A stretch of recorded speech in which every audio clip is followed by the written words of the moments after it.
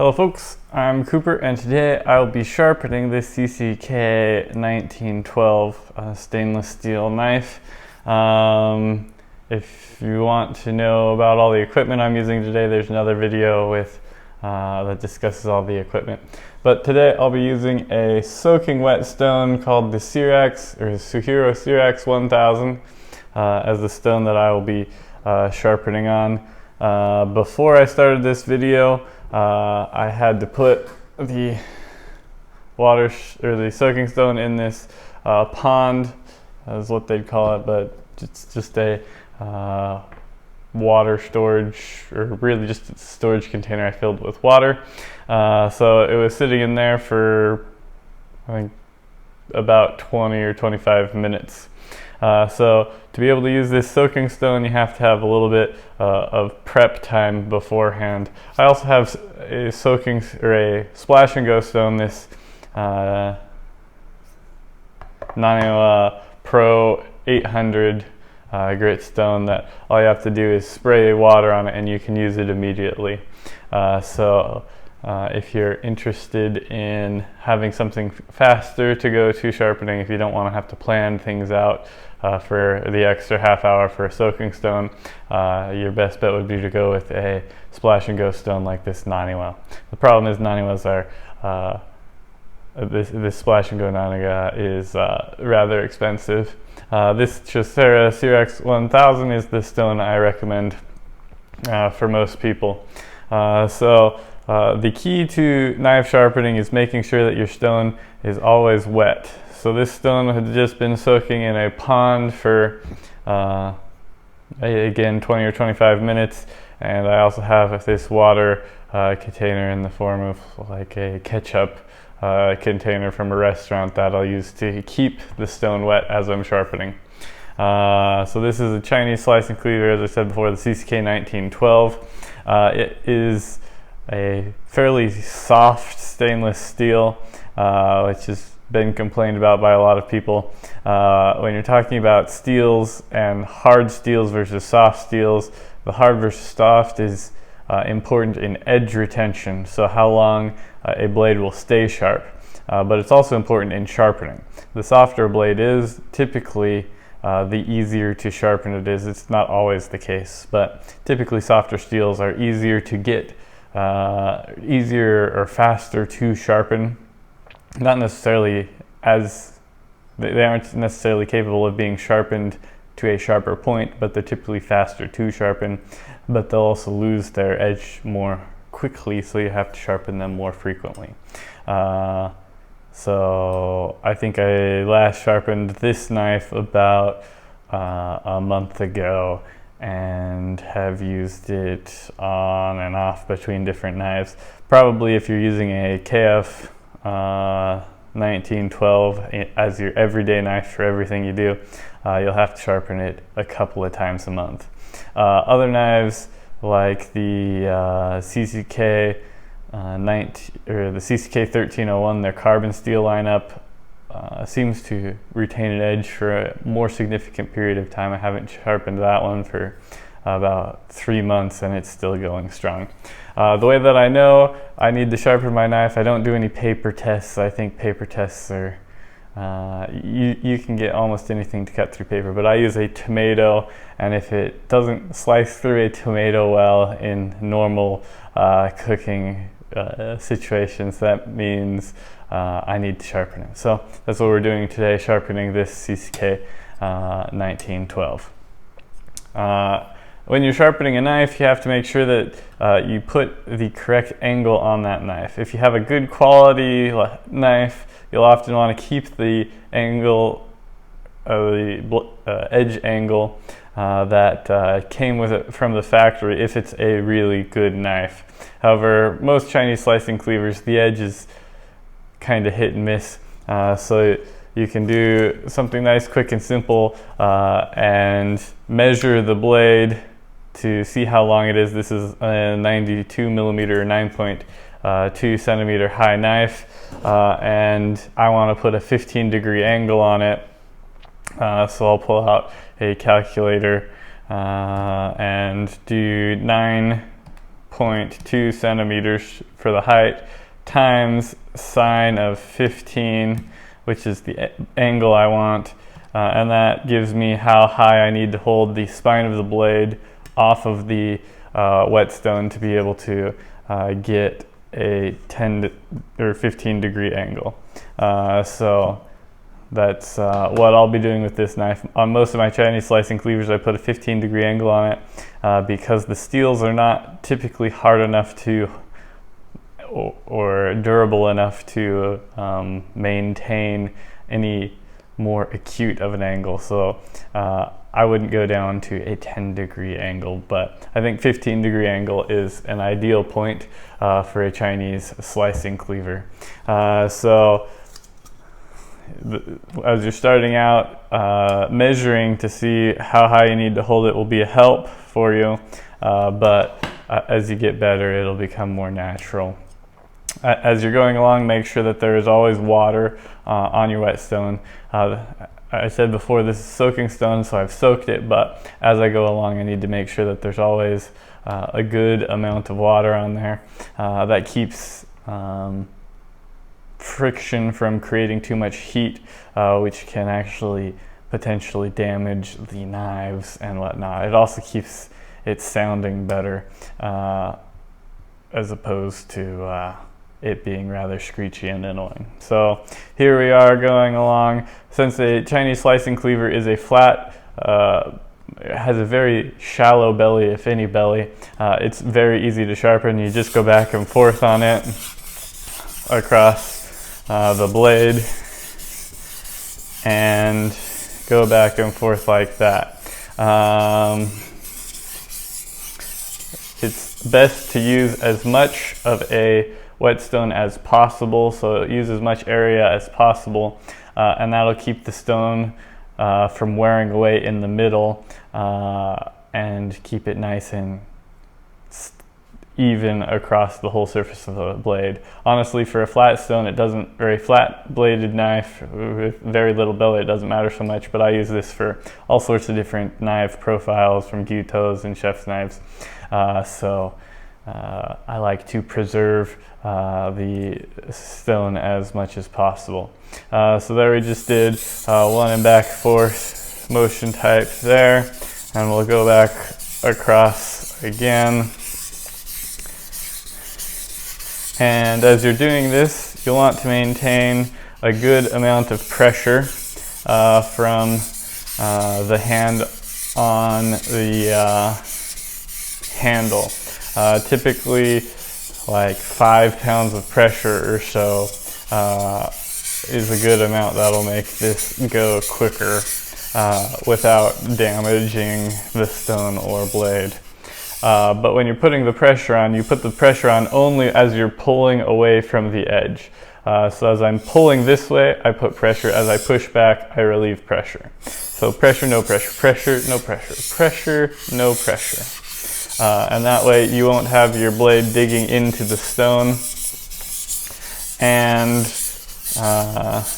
you'll still be able to sharpen, and it's a lot quicker to go back and then forward rather than go back and then go back and that sort of a thing.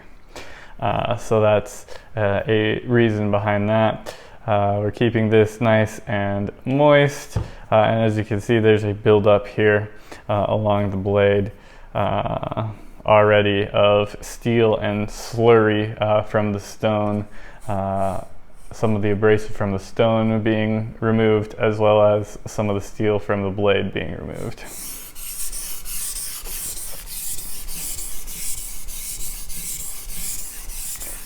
It's important to keep a consistent amount of sharpening across the blade. So far we've sharpened one side of the blade to this point, and after I've done that, there's a buildup of slurry and metal residue on the blade. So I'm going to wipe it off on a rag over to the side, and then check to see if we have a burr, which will be on this side. And we do have a burr on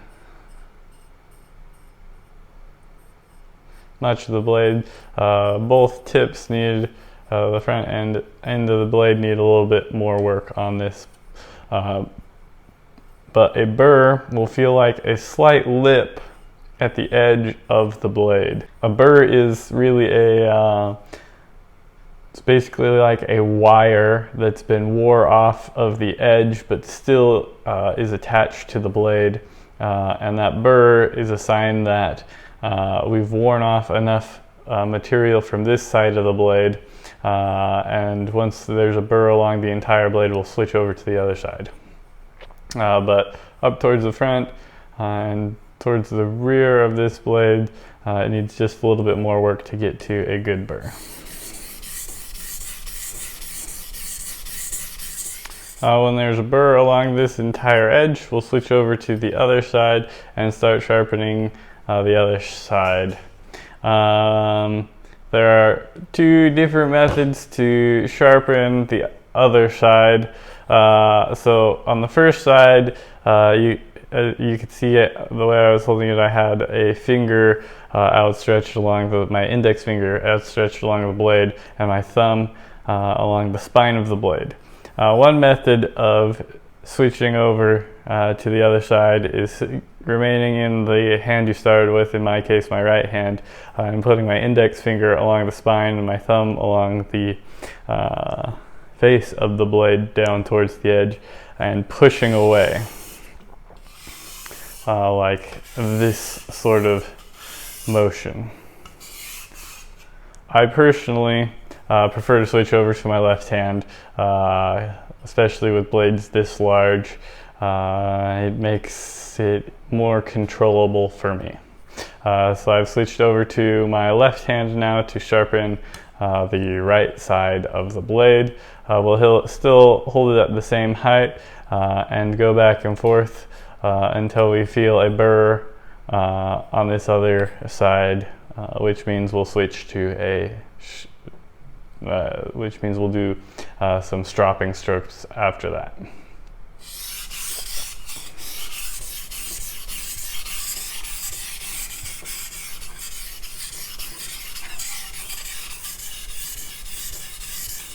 After we have developed a burr on both sides, starting on one side and switching over onto the other side, we can then start doing what is called stropping.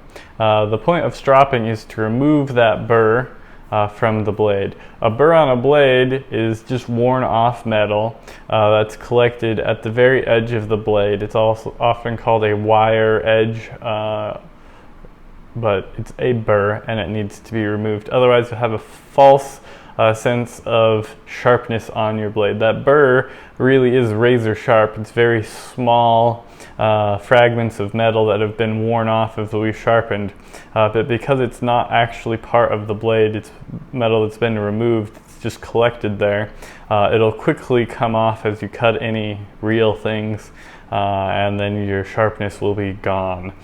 So by removing that, you'll have actual sharpness just from the edge. When we started out sharpening, we kind of had a rolled out or rounded out blade edge that through our sharpening to this point has created more of a V, but that burr is kind of like a V but with little fragments on the edge, and as we sharpen one side, those fragments all shift to one side. As we sharpen another side, the fragments shift to the other side. What we're going to do now is stropping, and that uses less force, and you don't do a forward back motion as we did before, just a pulling motion towards you with less pressure, and do that like 10 times on each side.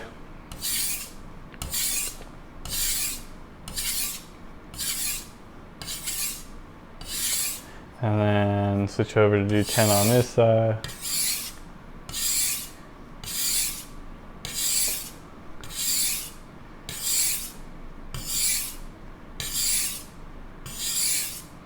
And then you'll work your way down until you're doing 1 on each side. So from 10, go down 9, 8, 7, 6, 5, 4, 3, 2, 1 on each side, switching back and forth. You can also skip across that, so do like 10, 8, 6, 4, 3, 2, 1. The idea of stropping is to gently remove the burr. It's not actually doing much in terms of sharpening the blade anymore, not really wearing away any more steel, but to remove that burr, we do this stropping. Stropping on a 1000 grit stone is mostly, so if you just have one stone that you're going to use for all of your sharpening, the stropping type motion at the end to finish off that burr is necessary. If you're going to move up to another higher grit stone, like a polishing stone, a 5000 grit stone or the like, you don't really need to do so much stropping on your 1000. Maybe do like 10 on each side, 5 on each side, 2 on each side, 1 on each side, and that'll be good. I'm going to finish off on a polishing stone. For this knife in particular, a polishing stone doesn't really provide much benefit because it's not a particularly hard steel. 1000 grit stone is generally about what this knife needs. But I'll just switch over to that polishing stone after I do just a couple more strops on this knife. I'll go over the polishing stone just as an example. So I did a shortened type stropping on this stone. Before I put this stone away, I'm going to clean it off a little bit with a rust eraser. You can also use a nagiri cleaning stone, nagiri, whatever it is. But just to clean off the stone itself, make sure that it isn't loaded up with metal from the knife I just used. This didn't get particularly loaded up, and all of that coloration will wash off as I put it back into the pond. But now I'm going to switch over to the polishing stone, the polishing stone I'm using is a 5000 grit stone. It's the Suhira Rika 5000, and that's been sitting in the pond because it is a soaking polishing stone, and we'll pull that over here and do some polishing.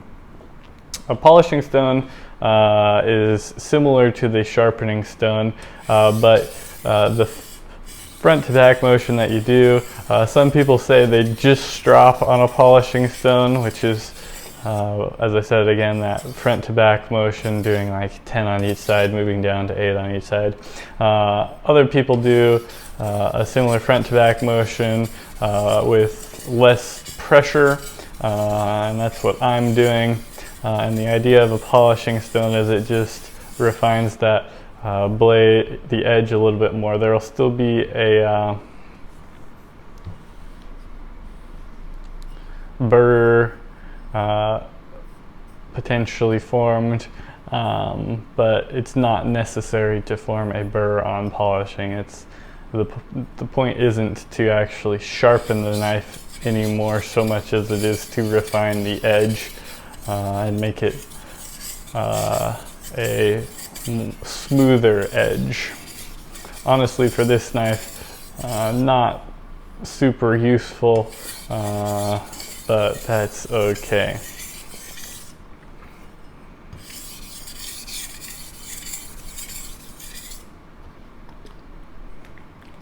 And as we're going along, we're making sure that there's always water on the stone for good sharpening, and it keeps it quieter and works better to carry away excess material.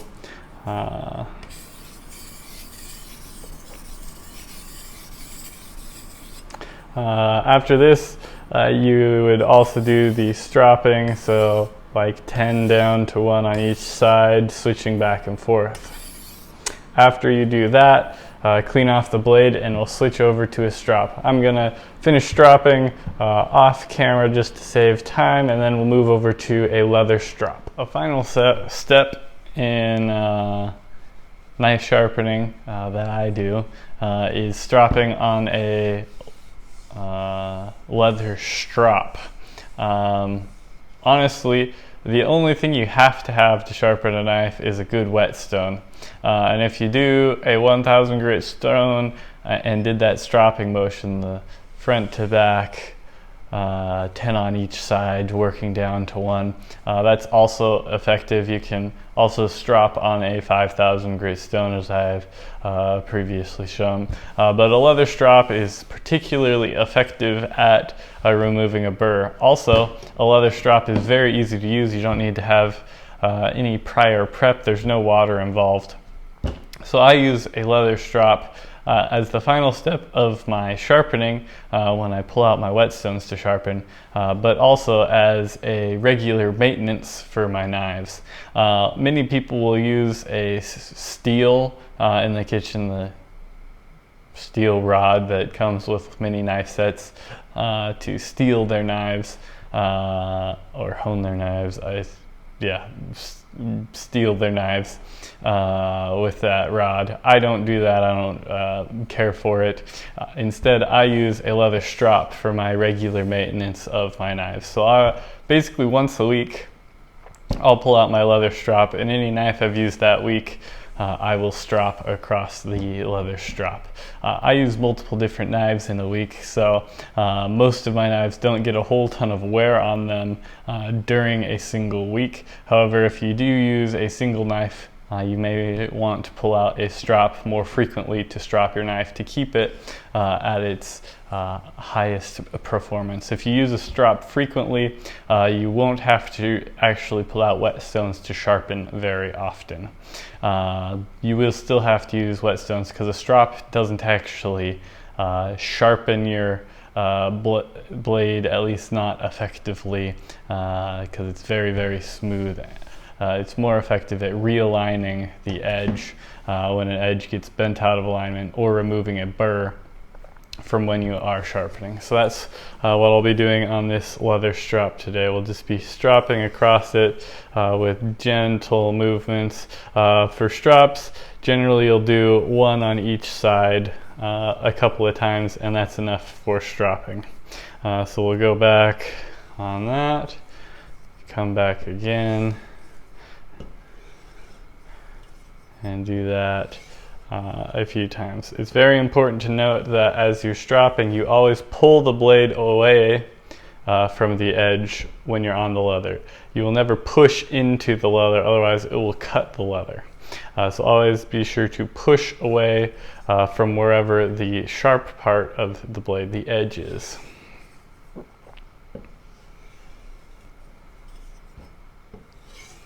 Again, when you're stropping, you can either do using one hand method and just turning the blade in that hand, or you can switch back and forth between your hands. Honestly, the speed isn't that much different. I personally prefer to switch hands because it gives me more control over the angle. I can throw a thumb underneath the blade to make sure I'm not going too shallow, or whatever I need to do to make sure that my angle is maintained and maintaining a reasonable pressure that's consistent. So that's stropping. You don't need to do it too much, but you can pull out your leather strop every week or a couple of times a week to maintain your knives, and then you'll only have to pull out your whetstones to do a real sharpening every couple of months or so, depending on your knife and steel. Thank you for watching.